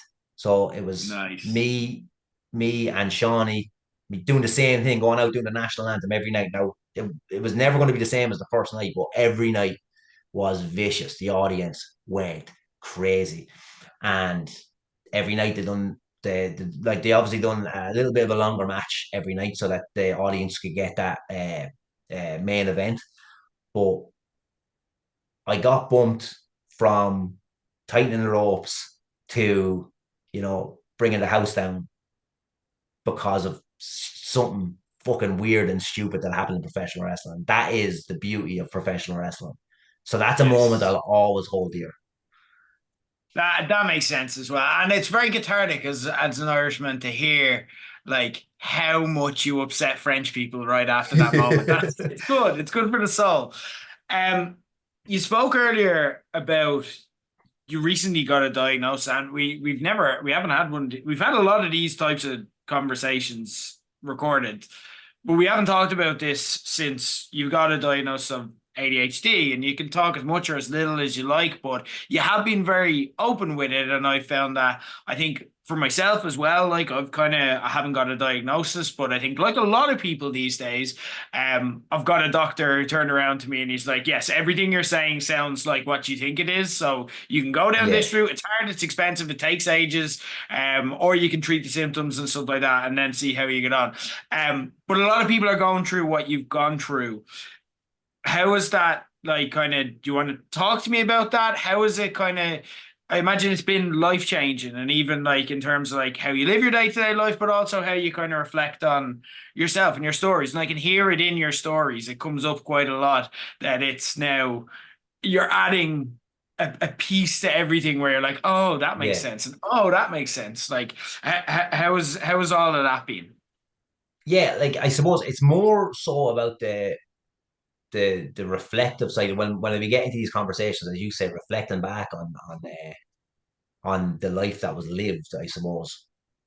it kind of makes a lot more sense. It's like, you're kind of looking at the picture of your life, and there was just a lens that was missing to kind of see it clearly. Like, so like when I look back on things now, like my behaviors make more sense, my kind of interactions, the kind of situations I've been in, like a lot of it kind of makes a lot more sense now. Like, and then like obviously going forward, you want to change kind of aspects of your life, because what people think about ADHD, I suppose, and what like people, obviously people who might know me from, like, they're obviously watching this, they might know me from professional wrestling, is that I'm this kind of really extroverted, kind of out there person who kind of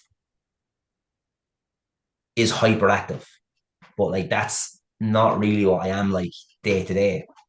Mm. Which is a reason why, when like all my life people would have been like, you might like, even in school and stuff like that, like people, we'd always joke. Like, I used to have a sign that I'd hold up to night teachers that said I have attention deficit disorder. Like that's like I had a literal sign, because like, Peter, why are you It was talking? And I'd literally hold up right the there sign. all the time from a I young would, yeah, age. because people would say it like, so like, but I didn't really believe that it could be the case, because I said that's the performative side of me, is what people see, is like Mm. the attention kind of seeking side of me. Like, I don't seek attention in real life. If anything, I kind of regress. I'm like, I kind of say to people like, I'm kind of pseudo agoraphobic, whereas like I don't really want to leave the house unless I've got like something that I'm really interested or wanting to do, like, Yeah. and which is something I'm trying to work on more and more now. But it's like, a lot of my symptoms with ADHD are actually internalized, whereas I've got like, it like, again, it's kind of like you're very self critical. Um, a lot of anxiety is involved. So like uh when I have these kind of things, like I get energized by having conversations where I'm talking about pro wrestling. I get excited about it, stuff like that. But after this, I'll probably be very anxious about the conversations that we've had, and I'll be in my own head about it, and I think like uh cyclical thought patterns. Whereas like if I am worried about this, I will dwell on that, and it will become a kind of a like the best case scenario for one of those cyclical thought patterns is if you get two lines of a song stuck in your head and you just repeat them over and over and over and over and over. But then the like worst case scenario of it is if you're in a kind of a depressive situation, like if you're down on yourself, you're repeating the worst kind of things to yourself, like you're not worth anything, you're a piece of shit, you should fucking, jump in a fucking river, that kind of thing, like, where it does get kind of a little bit dark, and it's internalized. So like, through like understanding my understanding that, like, oh, ADHD, like when the like doctors, even like, to be honest with you, TikTok kind of is the one that got everybody thinking like, oh, maybe I have Yeah. ADHD. And it's Same.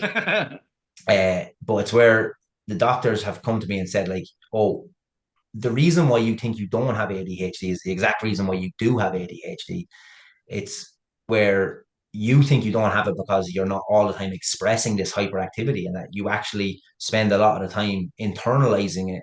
You're sitting on the couch, you can't fucking move, but it's a dopamine deficiency. So if I'm if something isn't giving me dopamine, and like the normal kind of mundane stuff in life that people can get through, like, like cleaning cleaning up the house, tidying things up, doesn't give me any dopamine, because I've got no interest in it. So I get kind of a thing called task paralysis, where it's like, oh man, fucking I'll just sit there. I'll know I have to do a bunch of things, but I just sit there and I can't actually get to do the task that I have to do, because it's just not going to give me any dopamine, and my brain will not let me just get up and interact with the world. in a way that's not going to give me dopamine. If I'm not out there in front of fucking 4,500 people getting booed out of a building, I'm not fucking interested in it.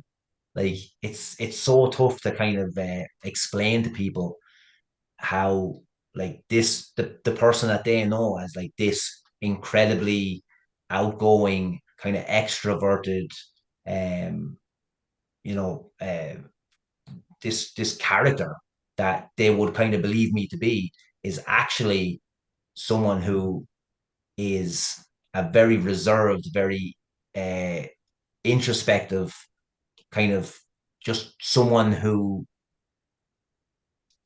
when they're not performing or they're not receiving dopamine from something that they're really enjoying, then they're kind of just in a stasis of existence. Like you're just kind of there waiting for the next thing that'll come along to give you dopamine. So it's something that you kind of have to try and work on. Like wrestling has always been my escape, which is why when we're talking about it winding down and me not getting to do it anymore, it's a real kind of a daunting thing where it's like, oh, where the fuck am I going to mine my dopamine and get my serotonin from? Then it's a kind of a it's it's kind of where I'm like, oh, now I have to make changes in my life that I can regulate my dopamine by doing other things than professional wrestling.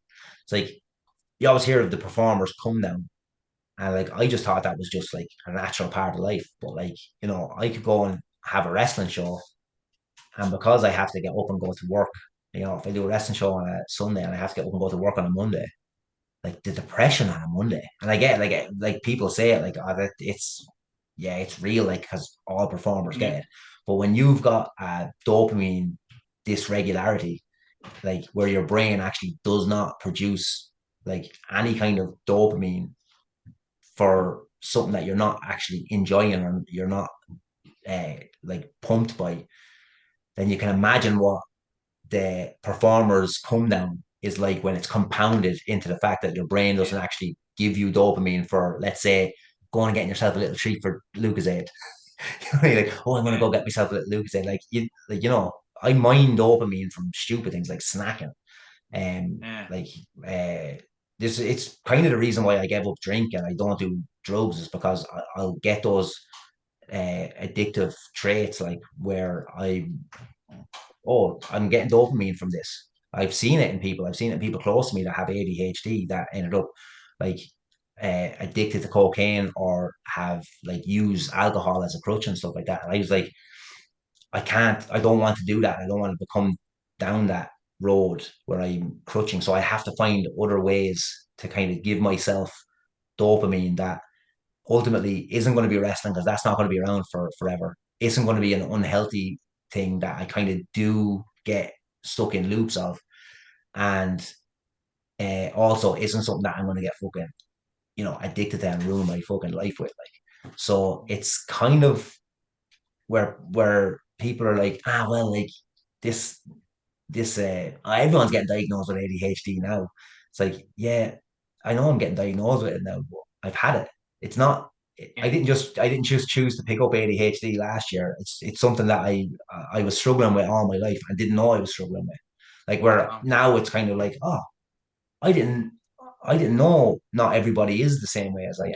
I didn't know I have these kind of traits that I'm neurodiverse or whatever they were calling it. Like I Mm. didn't know I had this kind of stuff. So yeah, it's kind of like you get to look back at your life and be like, oh, this is the reason why I am the way I am, or I did the things I did, or how I interacted with life, even down to like walking down the street.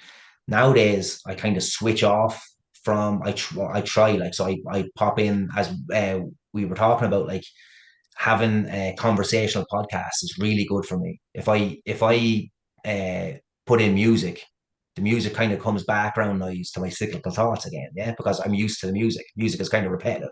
If I listen to the same music that I've listened to, like my favorite music, then that kind of becomes background, and then my thoughts that are like if I'm not new to think about, I just go over the same old shit.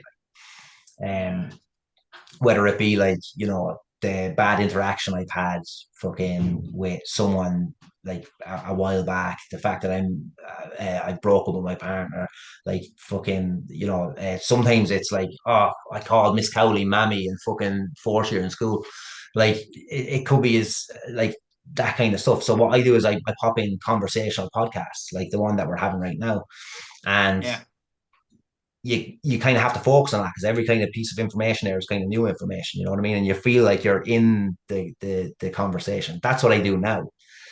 What I used to do, It's like narrative momentum kind of gives you that focus in that it directs you towards something rather than allowing you to get stuck in the past thoughts. yeah, Is that it? like, Yeah. well, when it's conversational, you kind of feel like you're part of it. You know what I mean? You kind Yeah, of like, yeah, yeah. I It's can, I active. can, It's yeah. yeah. If the boys mention something that I'm interested in when I'm listening to this to their conversation, and I'm answering Yeah. them, going like, "No, you fucking idiot! It's not. That's no. It's a brachiosaurus, not a diplodocus. You fucking idiot." But I don't know why I'm stuck on dinosaurs today. But I'm enjoying um, it. but what I used to do is I used to be hyper focused to an anxious level. Like walking down the street in my hometown isn't so bad. It's not that busy. But when I used to walk, when I used to go to meet my ex in Dublin, and I'd have to navigate like a busy street. If I was walking down Grafton Street, I call it RoboCop vision. I am hyper aware of everything that's going on. I'm watching. I have to make sure, especially if she was with me, because I was in hyper protective mode then. Because like I don't know if I don't think she was all that aware. She didn't have ADHD, so uh, she was just living life normally. But I was like, she was just walking down the street, not worrying about the guy that was 5 steps ahead. That what if he steps backwards, he's going to touch off of her. So I better kind of lead her this way or whatever. Like, and I'm like to a point where it's like, why are you thinking like this? Are you navigating through life worried about what everybody else is going to do? Like, you're just hyper aware of everything. Like, and it's good. Like, it was good for me when I was like, learning how to drive, and I was hyper aware of everything that was going on there. I passed my driving test first time because I was super fucking alert and aware of everything. Like, it's handy when I need some alertness and I'm in panic mode. It's like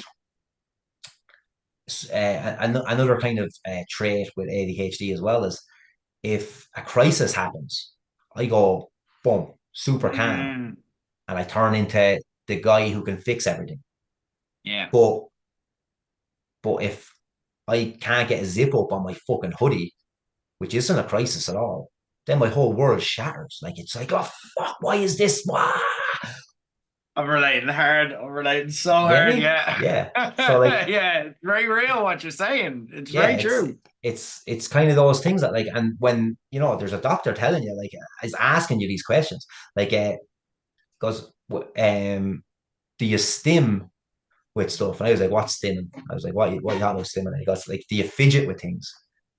And it's something that I didn't have to think about for years because now I have a phone and it's never not in my fucking hand. And I'm never not like just scrolling and doing something like, no, dopamine mining. This is what they call it. Like when you're just like, you don't care. You're just zoned out and you're just watching everything. But when I was a kid, I couldn't sit there without something in my hand. Like, uh, you know, if there was a hairbrush over there, I'd have the hairbrush and I'd be fucking playing the spoons with it, I'd be drumming, I'd be all over the place.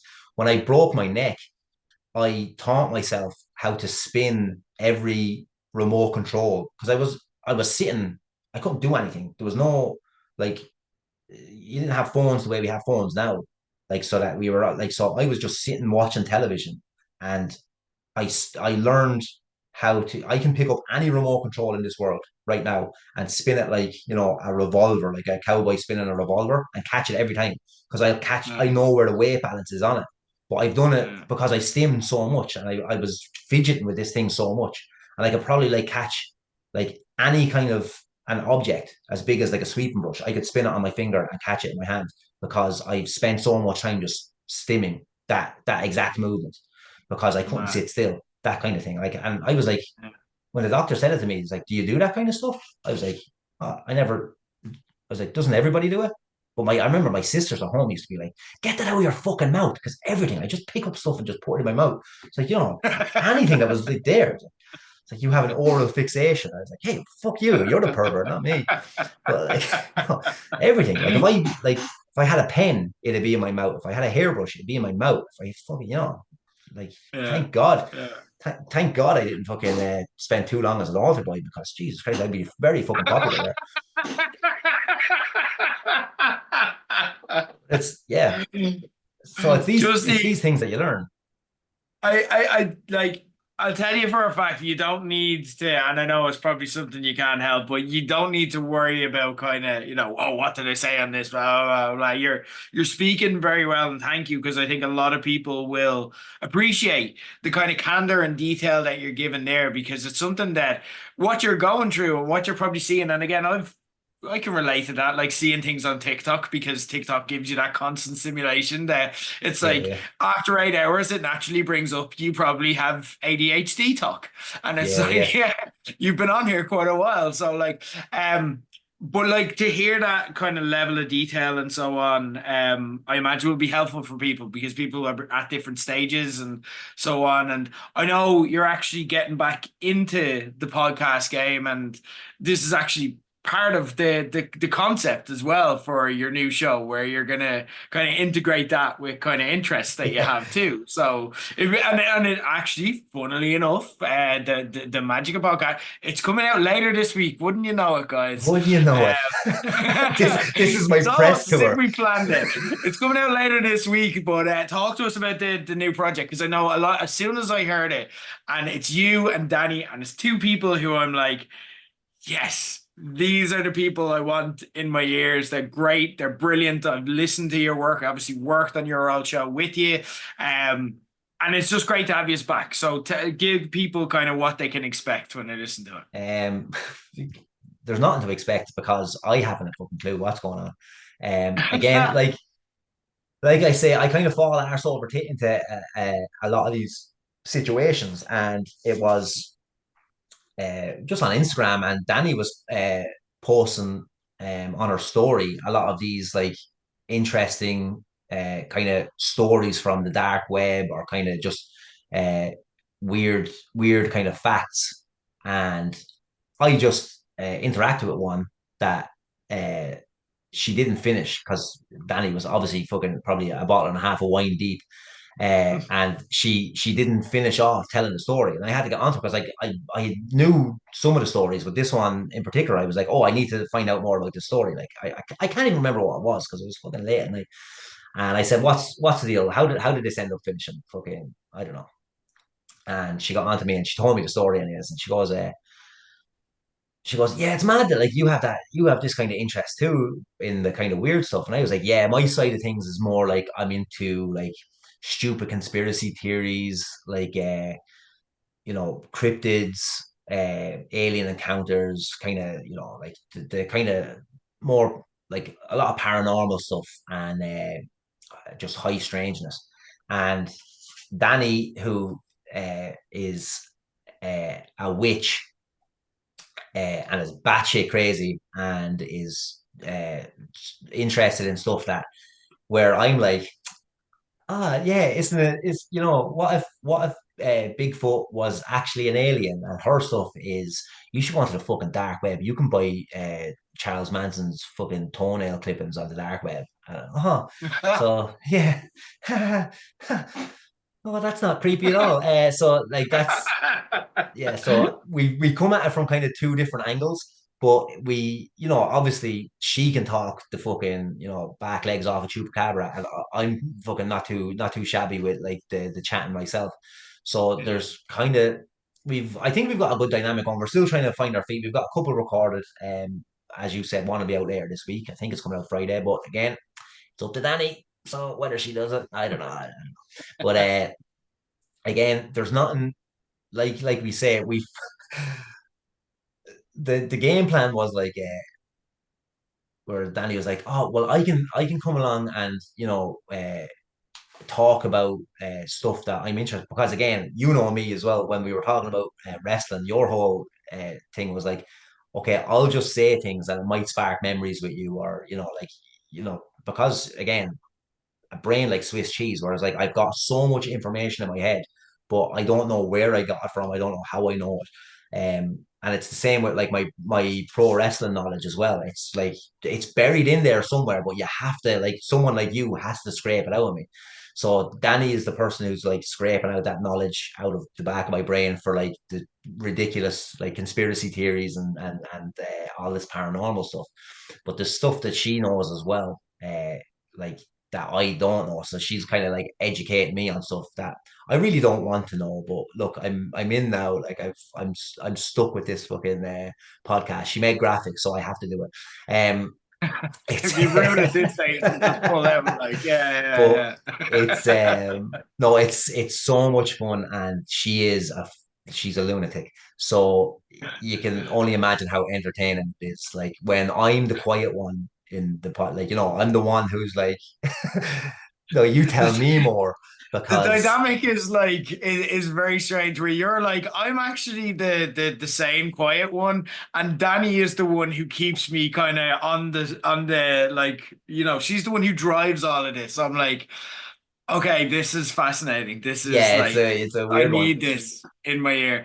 Hocus Pocus Lack of Focus is the name Yeah, Hocus available. Pocus, lack of focus. That will it ultimately goes down to her being interested in all things witchy and teaching me about all the kind of witchy stuff. And the lack of focus comes into the fact that we're both very neurodivergent. And if the first two episodes are at to go by, we definitely do not have any kind of game plan.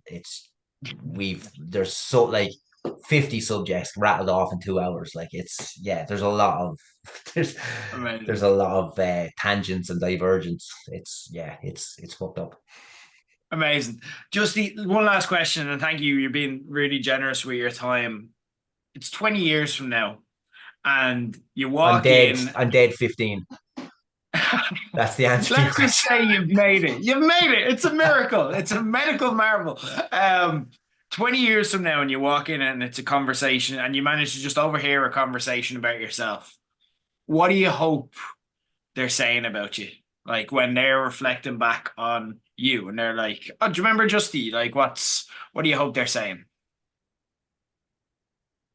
That's And it can yeah. be anyone, by the way. It can be your friends, it can be fans, it can be family, it can be anyone you walk in on. Like it's your scenario. What do you want to hear? Um, I if they're talking about me, I kind of don't care the context as long as they're smiling and laughing. As long as wh- when they're talking about me, uh, that it's in good humor and that nobody has like people are going to have some negatives. There's going to be out there people are going to have some negative things to say about you. Like I've never kind of been a saint. I've played a character a lot online, so like I know people probably have a perception of me that I'm probably a bigger dickhead than I am, or maybe they're right about the amount of dickhead that I am. But Maybe I've just misread myself as nicer than I am. but I would like to think that that some people thought I was helpful, that uh, some people thought I was nice, um, and that everybody thought I was entertaining. I would agree, and I'd also second it, but I'd also turn around and say I don't know many people. There's not many in the anti-Justy camp. I'm sorry. I know you might like to hear that. Oh, The worst thing I think you can oh, hear there is is. that the worst thing you can hear, I think, is that fucker owed me money, the prick. It's just swift exit out. Justy, thank you so much. That's been our time. Thank you. There you have it, guys. That was great. It's just he seems in a good place, and it's just always good to get him chatting and get him telling stories. But like I said, he's Very thoughtful, isn't he? He's very reflective.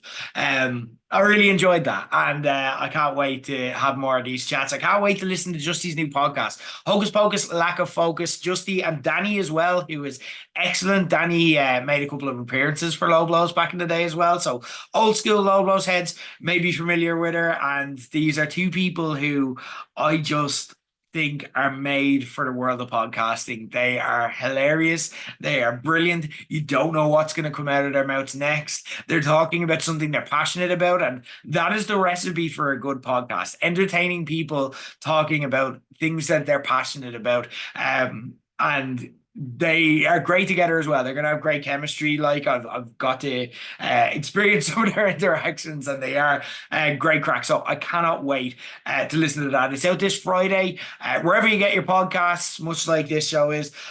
So check it out. It is phenomenal. We will be back on Ring Psychology very, very shortly. But in the meantime, thank you so much, guys, for listening. SummerSlam tickets, last reminder, available eventbrite.ie for the weekend. If you want to go Saturday, if you want to go Sunday, or if you want to do the full weekend, we'd love to see you and have you down and party for SummerSlam and give you a SummerSlam to remember. If you haven't already, make sure you follow us at #LowBlows on Instagram, on X or Twitter, or you can follow me on TikTok at Ger Leggett. Links are in the show notes wherever you are listening to or watching this show. But guys, until next time, this has been Ring Psychology. I've been Ger Leggett, and that's been our time.